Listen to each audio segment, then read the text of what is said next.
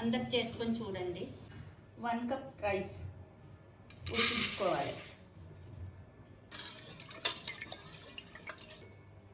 ఇప్పుడు స్టవ్ వెలిగించుకొని రైస్ ఉడకబెట్టుకోవాలి. ఒక గిన్నెలో 500 గ్రామ్స్ బెల్లం పాకం పెట్టుకోవాలి.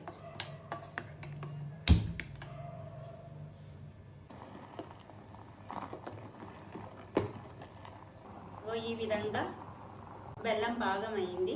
ఇప్పుడు స్టవ్ బంద్ చేసుకోవాలి. ఇప్పుడు ఈ రైస్ ఉడికిపోయింది.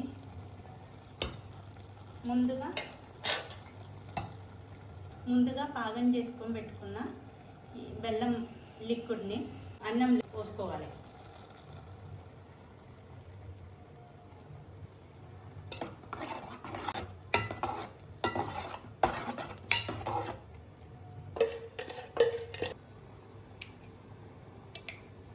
దీనిలో ఒక 2 స్పూను గీ కూడా వేయాలి.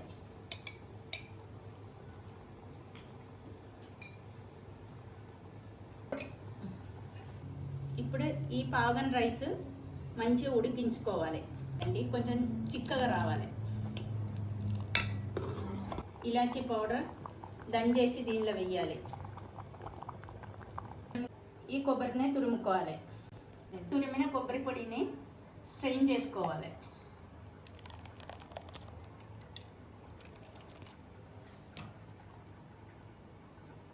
స్ట్రెయిన్ చేసుకొని ఈ పాలు పక్కన పెట్టుకోవాలి.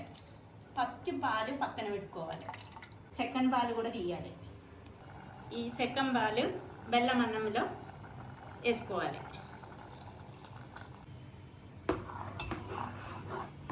టీ స్పూన్ నెయ్యి, చిన్నగా కట్ చేసుకున్న పచ్చ కొబ్బరి ముక్కలు,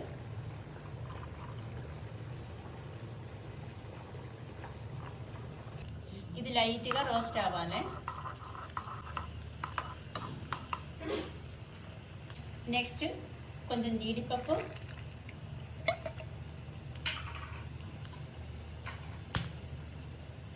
కొంచెం కిస్మిస్, ఇది కూడా దాంతో పాటు రోస్ట్ అవ్వాలి.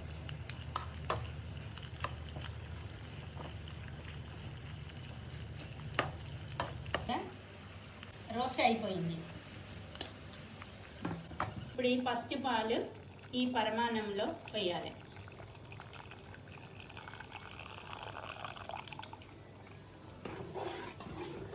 తగ్గించుకోకూడదు.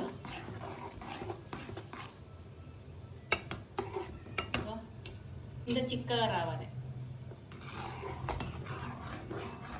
చల్లారితే కూడా కొంచెం చిక్కగానే వస్తుంది. ముందుగా వేయించుకున్న డ్రై ఫ్రూట్స్ వేయాలి.